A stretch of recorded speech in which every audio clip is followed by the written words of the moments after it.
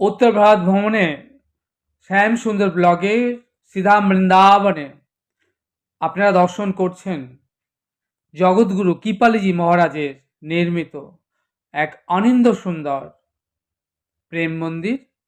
এখন আমরা দাঁড়িয়ে রয়েছি সেই প্রেম মন্দিরের সামনে।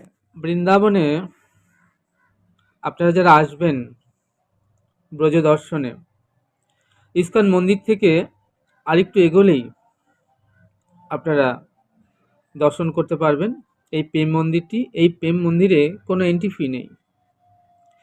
আপনারা দেখছেন সামনে রাসলীলার রাসমণ্ডল। আমরা এখন বৃন্দাবনে এসে পৌঁছেছি, এখন চলছে মহারাস। ঘিরি ঘিরি ব্রজবালা মাঝে লয়ে চিকন খেলা। ব্রজ সুন্দরীগণ আমার গোবিন্দকে পতিরূপে লাভ করবার জন্য 1 মাস ধরে কাত্যায়নী ব্রত পালন করেছিলেন। গোবিন্দও কথা দিয়েছিলেন, হে ব্রজ সুন্দরীগণ, আমি অচিরাতেই তোমাদের মনোবাসনা পূর্ণ করব। ব্রত অন্তে তারা অধীর আগ্রহ নিয়ে বসে আছে, আর কবে তোমার সেবা ডাক পাবো। গোবিন্দ সেই রাস পূর্ণিমায় তিনি বংশীটা নিয়ে যমুনা পুলিনে বংশী বটে এসে হাজির হলেন।